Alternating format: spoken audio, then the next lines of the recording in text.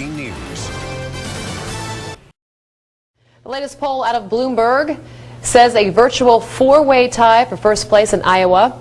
That is among all of the GOP candidates: Herman Cain, Mitt Romney, Newt Gingrich, and surprisingly, Ron Paul. This is the first time Congressman Paul has polled in first place slot in this race. So we're asking tonight, why is that? And what is so wrong with Ron Paul? Ben has the reality check you won't see anywhere else.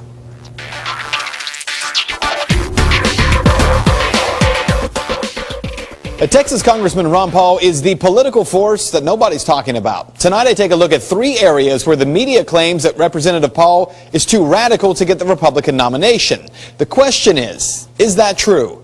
Let's begin with his view on the role of the federal government. Paul is a strict constitutionalist. He wants to drastically cut back the size and the power of the federal government. As part of his plan to restore America, he would eliminate 5 cabinet agencies: HUD, the Department of Energy, Commerce, Interior, and Education. That plan would also abolish the Transportation Security Administration and return airport security to the airports.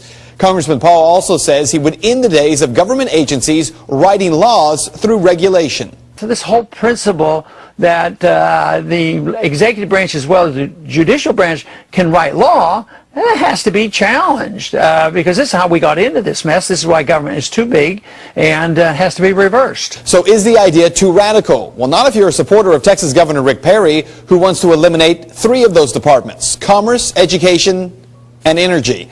Or Herman Cain, who says every federal agency, every government program, and every single expenditure must be reviewed and revised with a keen eye and a red pen. Paul's plan isn't more radical than the others, it's just much more specific. Now to the concern that Ron Paul wants to deal with Social Security by letting older people die. Yes, someone actually told me that not 24 hours ago. I would find that a lot of cuts, a lot of other places. Matter of fact, on Social Security, it is already being reformed because the cost of living increases aren't there, so the value is going down. So no, there's places we should cut. So what is Representative Paul calling for? The congressman does want to allow an opt-out on Social Security immediately for younger workers, but his plan to restore America keeps Social Security for all older Americans. Money used from the end of the wars in Iraq and Afghanistan would be used to shore up the program, as well as money that will be saved from the elimination of those 5 federal programs. He also proposes keeping Medicaid and other welfare programs, but paying for them with block grants that are given to the states, and allowing the states to have the flexibility to solve problems. Now, there's also the concern that Ron Paul is an isolationist, anti-military, and weak on defense. So I would say there's a lot of room to cut on the military, but not on the defense. You can slash the military spending. We don't need to be building airplanes that were used in World War II. We're always fighting the last war.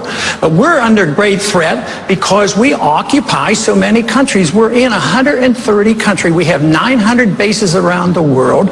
We're going broke.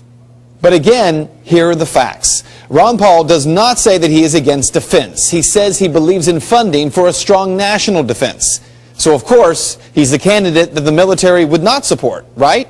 Well, according to USA Today and PolitiFact, Ron Paul has received, get this, more campaign contributions from people who work for the military than either President Obama, and almost 3 times as much as all the other Republican presidential candidates combined.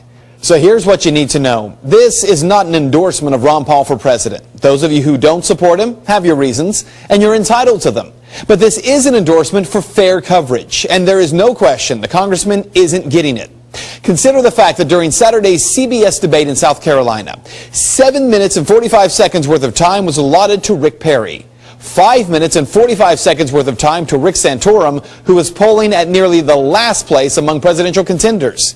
In comparison, Ron Paul got a whopping 89 seconds worth of time. Does that seem like fair coverage? And that is Reality Check. If you'd like to make your voice heard on this story, you can do so by simply commenting on Ben's Facebook page. All you have to do is search him, Ben Swan, WXIX.